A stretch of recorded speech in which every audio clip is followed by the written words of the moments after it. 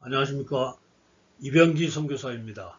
조종사 출신 선교사가 전하는 예수님 이야기 6월 5번째 주일 말씀입니다. 오늘 말씀 나올 내용의 제목은 요즘은 왜 성령의 초자연적인 능력이 나타나지 않는가 이렇게 정했고요. 성경 말씀은 예수님이 한창 병을 고치고 귀신 쫓아내고 복음을 전하시던 그때 자기 고향 갈릴리에 가셔서 회당에서 말씀을 전하시는데 사람들이 예수님을 자기 마을에서 성장하던 어린아이로만 기억하고 무시하자 예수님의 반응입니다. 마가복음 6장 4절에서 5절 예수께서 그들에게 이르시되 선지자가 자기 고향과 자기 친척과 자기 집 외에서는 존경을 받지 못함이 없느니라 하시며 거기서는 아무 권능도 행할 수 없어 다만 소수의 병자에게 안수하여 고치실 뿐이었고, 번역이 다소 이해하기 어렵게 되어 있는데요. 즉 아무리 능력 있는 선지자라 하더라도 원래 자기 고향, 자기 식구들에게는 인정받기가 어렵다고 하신 말씀이고요. 또 사람들이 선지자로 인정을 안 해주니까 성령의 능력도 잘 나타나지 않는다는 뜻입니다. 다시 말하면 성령의 능력을 경험하기 위해서는 신뢰와 믿음, 인정이 선행되어야 함을 알 수 있겠습니다. 먼저 지난 시간에 이어서 마가복음을 순서대로 통독하면서 중요한 주제만 하나씩 조금 더 깊이 다뤄보도록 하겠습니다. 어느 날 예수님이 사역 마치고 제자들과 함께 배를 타고 반대편 갈릴리 호숫가로 출항합니다. 그런데 예수님이 배 안에서 주무시는 중에 호수 한가운데서 갑자기 큰 광풍이 불어서 배에 물이 들어오고 위험하게 되었습니다. 예수께서는 고물에서 베개를 베고 주무시더니 제자들이 깨우며 이르되 선생님이여 우리가 죽게 된 것을 돌보지 아니하시나이까 하니 예수께서 깨어 바람을 꾸짖으시며 바다더러 이르시되 잠잠하라 고요하라 하시니 바람이 그치고 아주 잔잔하여 지더라. 우리가 여기서 한 가지 교훈을 얻는다면 우리 가운데 예수님이 계신다고 해도 어려움은 닥칠 수 있다는 겁니다. 그리고 그때 우리가 예수님을 찾고 부르짖어서 예수님이 개입하시면 모든 상황은 정리가 됩니다. 어려움이 있으면 먼저 예수님을 찾고 부르짖는 성도님 되시기를 축복합니다. 계속해서 예수님은 제자들과 함께 배를 타고 거라사인들이 사는 지역에 도착하셨는데요. 그곳에서 귀신 들린 사람을 만나게 됩니다. 증상이 아주 심해서 쇠사슬로 묶어 놓아도 그걸 풀고 무덤 사이에 지내는 사람인데요. 그러니까 멀리서 예수님을 보고 달려와서 절하며 말합니다. 큰 소리로 부르짖어 이르되 지극히 높으신 하나님의 아들 예수여 나와 당신이 무슨 상관이 있나이까 원하건대 하나님 앞에 맹세하고 나를 괴롭히지 마옵소서 하니 이는 예수께서 이미 그에게 이르시기를 더러운 귀신아 그 사람에게서 나오라 하셨습니다. 흥미로운 것은 귀신들은 언제나 예수님을 바로 알아본다는 겁니다. 계속해서 이에 물으시되 예수님이 물으십니다. 내 이름이 무엇이냐? 이르되 내 이름은 군대니 우리가 많은 민이이다 하고 자기를 그 지방에서 내보내지 마시기를 간구하더니 그 귀신이 자기를 멀리 보내지 마시고 가까운 곳에 있는 돼지떼에게로 들어가기를 바라니까 예수님이 허락하시고 그 군대 귀신에게 돼지떼로 들어가라고 명령하십니다. 자, 그랬더니 귀신이 들어간 약 2,000마리의 돼지떼가 비탈로 내달려 바닷속으로 다 들어가 죽게 됩니다. 당연히 귀신 들였던 사람은 완전히 고침을 받게 되죠. 여기서도 흥미로운 점은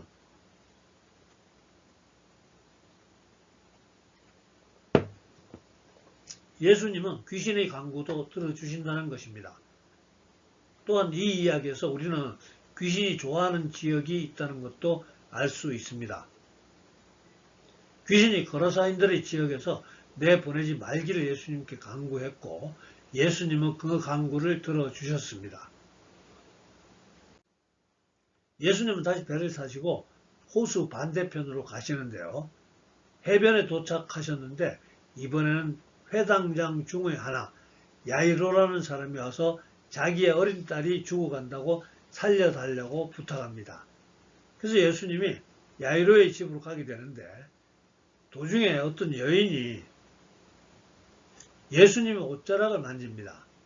12년 동안 혈루증으로 고생하던 그 여인이 예수님이 병을 고치신다는 소문을 듣고 와서 옷자락이라도 만지면 나을까 해서 예수님 옷자락을 만진 겁니다. 예수님은 자기의 능력이 나가는 것을 깨닫고 이렇게 말씀하십니다. 예수께서 이르시되 딸아 내 믿음이 너를 구원하였으니 평안히 가라. 내 병에서 놓여 건강할지어다. 당장 고침받았겠죠. 예수님은 계속 야이로의 집으로 가시려는데 야이로의 집에서 딸이 죽었다는 전갈이 왔습니다. 예수님 말씀입니다. 예수께서 그 하는 말을 곁에서 들으시고 회당장에게 이르시되 두려워하지 말고 믿기만 하라 하시고 예수님은 베드로와 야고보와 요한 이 세 명만 데리고 야이로의 집으로 가십니다. 데려간 제자들과 부모만 데리고 죽은 딸의 방으로 들어가서 아이의 손을 잡고 말씀하십니다. 그 아이의 손을 잡고 이르시되 달리라고 마시니 번역하면 곧 내가 내게 말하노니 소녀야 일어나라 하십니다. 그 딸은 즉시 병상에서 일어나게 되었습니다. 예수님은 다시 그곳을 떠나서 예수님의 고향 나사렛으로 가시는데요. 마침 안식일이라 회당에 들어가셔서 말씀을 가르칩니다. 자, 그랬더니 듣는 사람들이 저 사람 우리 동네 마리아의 아들 목수 아니냐, 어디서 저런 말씀을 배웠느냐 하면서 무시하고 뺏어가게 되는데 그때 예수님 말씀이고요. 오늘 본문 말씀이죠. 예수께서 이르시되 선지자가 자기 고향과 자기 친척과 자기 집 외에서는 존경을 받지 못함이 없느니라 하시며 거기서는 아무 권능도 행할 수 없어 다만 소수의 병자에게 안수하여 고치실 뿐이었고, 즉 아무리 능력 있고 실력 있는 선지자라 하더라도 원래 자기 고향, 자기 식구들에게 인정받기 어렵다고 하신 말씀이고요. 선지자로 인정을 안 해주니까 성령의 능력도 잘 나타나지 않는다는 뜻입니다. 자, 다시 말해서 성령의 능력을 경험하기 위해서는 신뢰와 믿음, 인정이 선행되어야 함을 알 수 있겠습니다. 자, 성경 이야기 여기까지 하고요. 오늘 두 가지 주제만 더 뽑아서 좀 더 진행해 보겠습니다. 첫 번째 주제는 예수님과 함께 배를 타고 이동하던 제자들이 광풍을 만나자 예수님을 찾아 부르짖습니다. 선생님이여, 우리가 죽게 된 것을 돌보지 아니하시나이까 하니 예수께서 깨어 바람을 꾸짖으시며 바다들어 이르시되 잠잠하라 고요하라 하시니 바람이 그치고 아주 잔잔하여 지더라. 자, 어떤 설교자는 예수님은 우리의 사정을 다 아신다. 성령님은 이미 우리 속에 함께 하신다. 그러면서 우리같이 보통 크리스천들이 예수님을 크게 부르거나 성령님을 큰 소리로 부르면 비웃는 것 같이 설교하는 것을 제가 들었던 기억이 있습니다. 자, 그분의 말씀은 성경적이지 않습니다.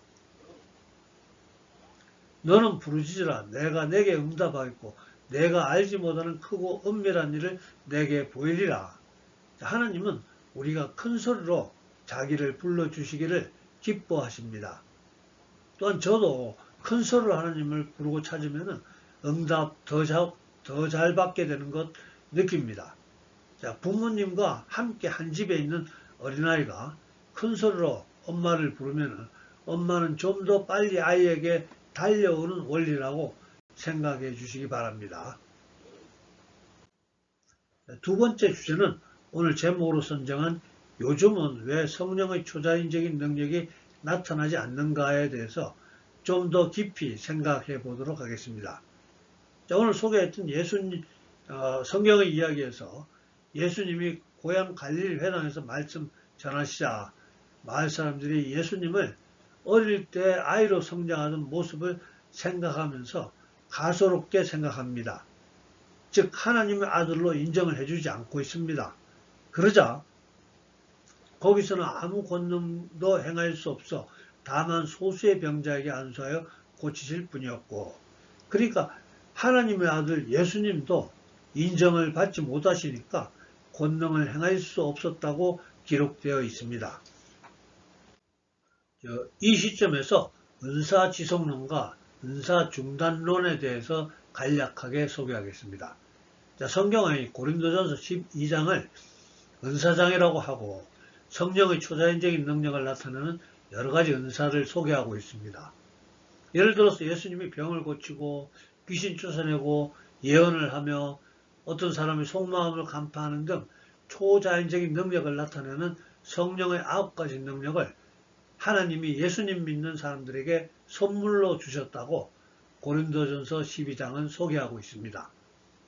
그런데 초대교회의 베드로나 바울 같은 위대했던 사도들이 죽자 초자연적인 성령의 능력을 나타내는 하나님의 선물은 더 이상 없어졌다, 이렇게 주장하는 이상한 학설이 등장했습니다.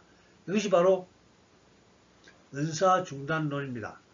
그리고 이들과는 다르게 아니다, 아직도 하나님은 예수님 믿는 사람들에게 성령의 능력을 주신다, 이렇게 주장하는 학설을 은사지속론이라고 합니다. 저는 은사지속론을 지지하고 있습니다. 은사중단론자들이 자기들의 학설을 증명하기 위해서 인용하는 성경 구절은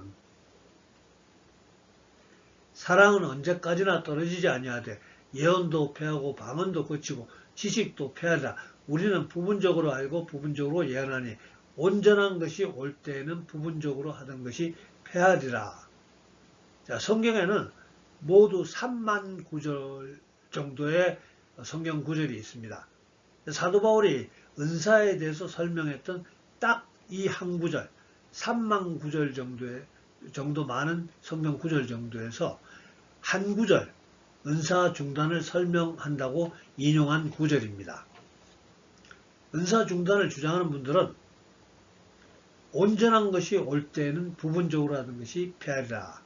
이 구절을 이용해서 사도들에 의해서 성경이 완성되자 초자연적인 은사가 필요 없게 되었다고 주장합니다.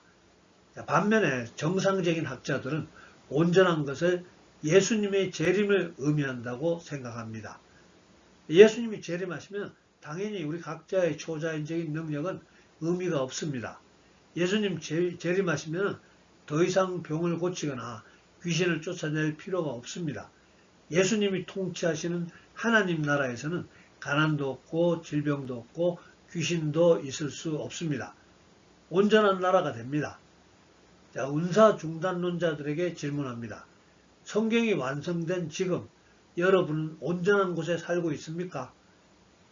우리는 지금 가난이 있고 질병이 있고 귀신이 있는 문제가 많은 세상에 살고 있습니다.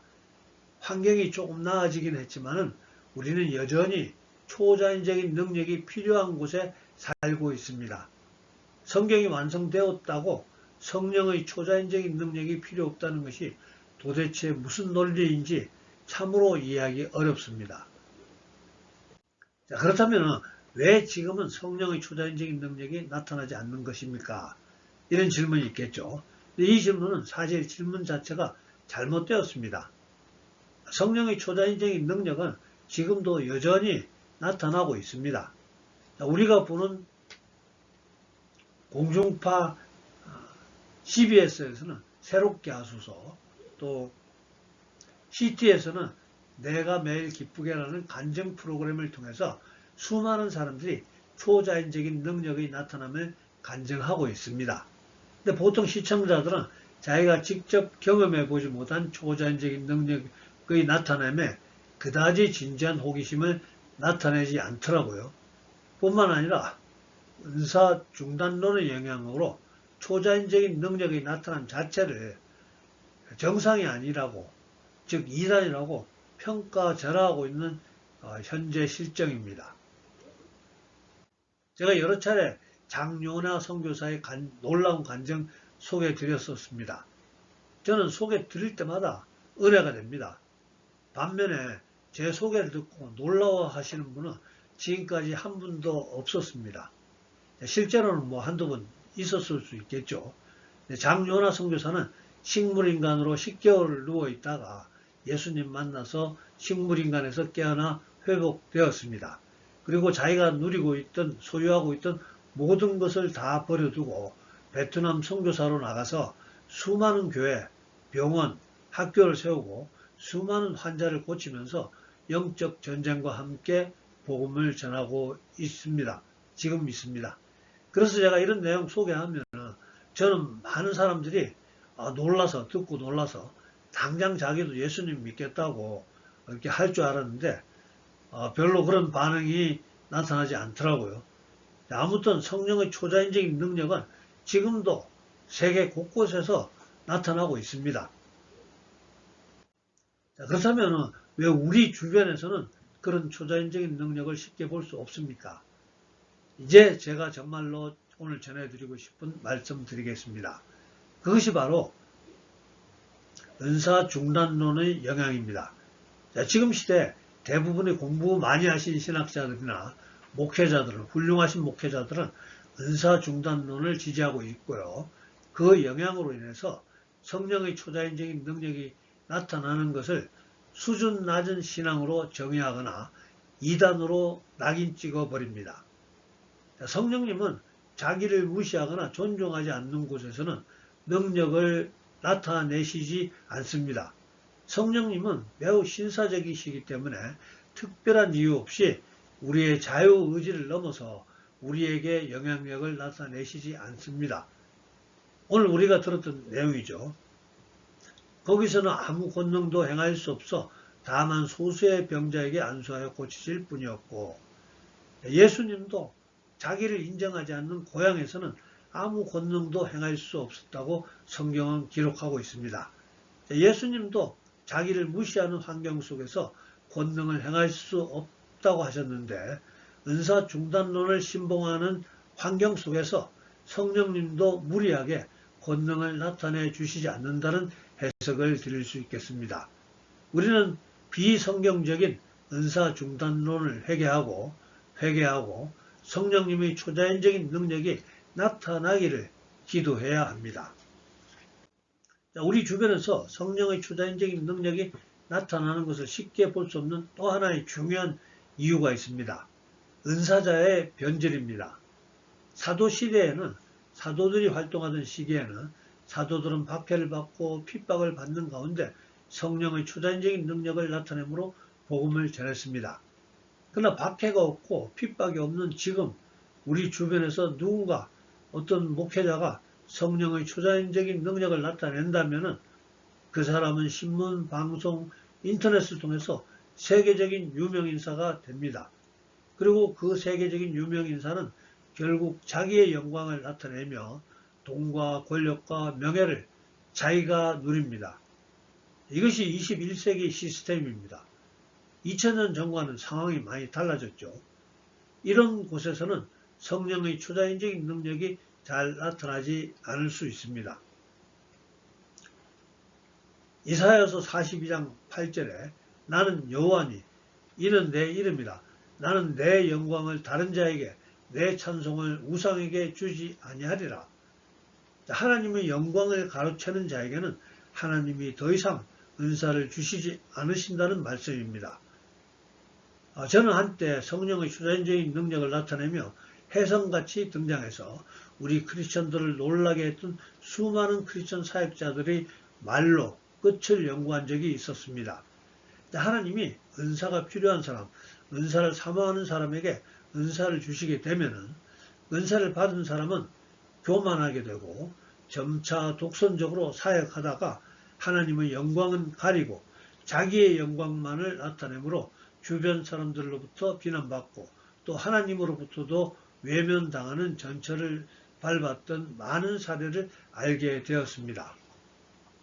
뿐만 아니라 오늘 이 말씀 전하는 저도, 이병기 선교사도, 저도 만약 하나님께서 제게 성령의 초자연적인 능력을 주신다면 그 은사 가지고 더 멋있는 사역을 할 상상만을 하게 됩니다. 지금까지 저를 알아주지 않고 있던 주변 사람들에게 제가 얼마나 훌륭한 사람이었던가를 보여주고 싶은 꿈을 아직도 버리지 못하고 있습니다. 제가 정말로 예수님 가르침대로 돈과 권력과 명예 버리고 또 안락함을 버리고 가난하고 병들고 세상에서 소외받은 사람들을 위해서 제 자신을 헌신하겠다는 각오한다면 지금이라도 하나님께서는 놀라운 성령의 초자연적인 능력을 제게 부어주실 것을 저는 확신합니다. 그러니까 우리가 우리 주변에서 성령의 초자연적인 능력을 쉽게 볼 수 없는 이유 중에 하나는 그 은사를 사용하게 될 우리에게 문제가 있다는 것입니다. 나를 죽이고 하나님의 영광을 나타낼 사람만 있다면 하나님께서는 언제든지 성령의 초자연적인 능력을 다시 허락하실 것입니다. 물론 우리 눈에 보이지 않지만은 실제로 수많은 진실된 사역자들이 조금도 자기를 높이지 않고 즉 겸손하게 복음을 전하는 충성된 사역자들이 세계 곳곳에서 성령의 초자연적인 능력을 나타내면서 하나님의 영광을 선포하고 있을 것이라고 저는 확신합니다. 우리의 위대하신 하늘 아버지의 능력을 과소평가하는 은사중단론 같은 인본주의 사상이 하루속히 근절되기를 기대하고요. 오늘 이 말씀을 듣고 계시는 우리들 가운데 놀라우신 성령님의 초자연적인 능력을 경험하고 또 나눌 수 있는 겸손한 하나님의 남녀종들 많이들 나타날 수 있기를 예수님 이름으로 축복합니다. 기도하겠습니다. 사랑과 은혜 풍성하신 아버지 하나님, 오늘도 사랑하는 주의 자녀들을 불러주시고 함께 예배드릴 수 있게 하심을 감사합니다. 오늘 성경 속에서 나타나는 수많은 초자연적인 성령의 나타나심이 왜 오늘날 우리 주변에서는 보여주지 않는지에 대해서 알게 하심을 감사합니다. 아버지 하나님, 오늘도 기도합니다. 성령의 초자연적인 나타나심을 환영하지 못하게 하는 은사중단이라는 학설이 사라지게 해 주시옵소서. 하나님의 영광을 가로채지 않을 겸손한 하나님의 종들이 많이들 나타나게 해 주시옵소서. 거룩하시고 위대하신 하나님의 능력을 제한하는 인본주의적 신학이 힘을 잃게 해 주시옵시고 하나님의 영광만을 나타내는 진짜 신학이 힘을 얻게 해 주시옵소서. 오늘 말씀 함께 듣는 우리들의 가정에서 성령님의 놀라운 능력을 체험하고 오직 하나님께만 영광 올려드릴 수 있는 겸손한 하나님의 남녀종들 많이들 나타날 수 있도록 주님 축복해 주시옵소서. 지금은 우리 구주 예수님 은혜와 아버지 하나님의 극진하신 사랑과 성령님의 감동, 감화, 교통하심이 오늘 예배에 참석한 우리 모두에게 또 우리들의 가정과 일터와 섬기는 교회 위에 지금부터 영원토록 함께해 주시옵기를 간절히 축원하옵나이다. 아멘. 예, 감사합니다. 할렐루야. 다음 주에 뵙겠습니다.